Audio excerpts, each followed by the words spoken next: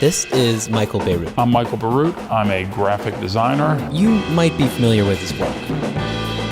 But interestingly, he thinks that logos are just kind of overrated. I am actually often very ambivalent about them. Let's back out a second. What is a logo? Basically the face of a company. Some are beloved, the swastika is a logo and it's reviled, you know? They have to work at tiny sizes and huge. There are 3 specific types. The first type is the word mark. The word mark is the easiest one, and it's the one that we're all the most familiar with. I mean, John Hancock's signature is kind of a word mark, and it can look crisp, clean, and modern like the new Google logo looks. It can look somehow that it has roots in a shared heritage the way the Coca-Cola logo looks, you know? The second is pictorial. Pictorial logos often function as a kind of rebus, you know, it's a picture and you say what's in the picture and it sort of is identifying the name of the company, sometimes directly like Target, sometimes more indirectly like Lacoste. The third kind is kind of the holy grail, abstract iconography.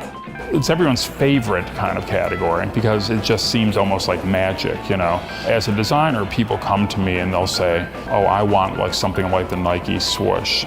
They think that the Nike swoosh was the Nike swoosh the day it was drawn, but it was nothing the day it was drawn. The company that birthed Nike commissioned a design student named Carolyn to draw some ideas, and the Nike founders didn't really like them. They sort of said, oh, let's use that one. It wasn't like an overnight success. And then they started putting on the science of shoes. The shoes were good. And then the genius of Nike's marketing apparatus made us further associate that product not merely with performance athletic gear, but with the very idea of athletic achievement itself. And that's how, over a long time, a little mark means something big. That's exactly how religious symbols work. It's obviously not just anything inherent in these shapes, but it's about what those shapes have come to represent in the minds of the people who are looking at them. But there's a 4th type of logo that goes beyond these 3 types and can use elements of each of them.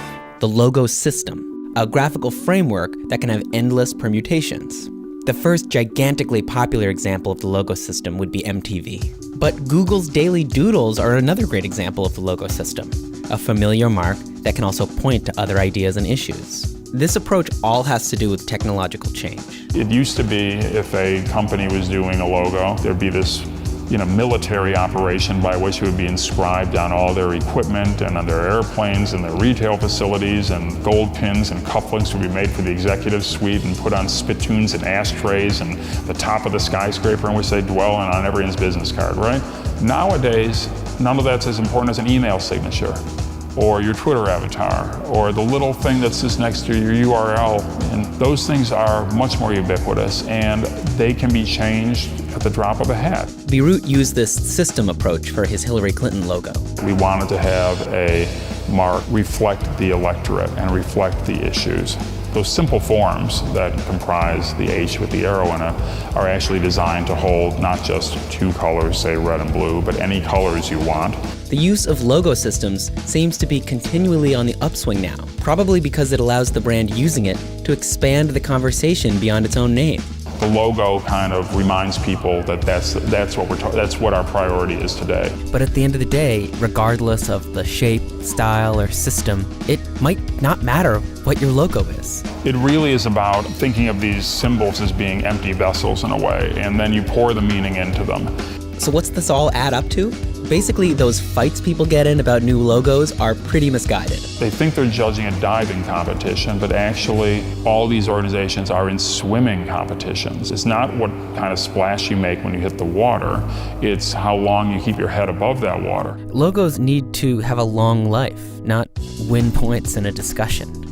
12 years after the birth of that Nike logo, Nike came back to that graphic design student, Carolyn, with a gift. A Nike ring with her own trademark on it, the swoosh. Thank you very much, it's beautiful. And an undisclosed amount of Nike stock. Wow. In 1973, when it was designed, her pay was $35.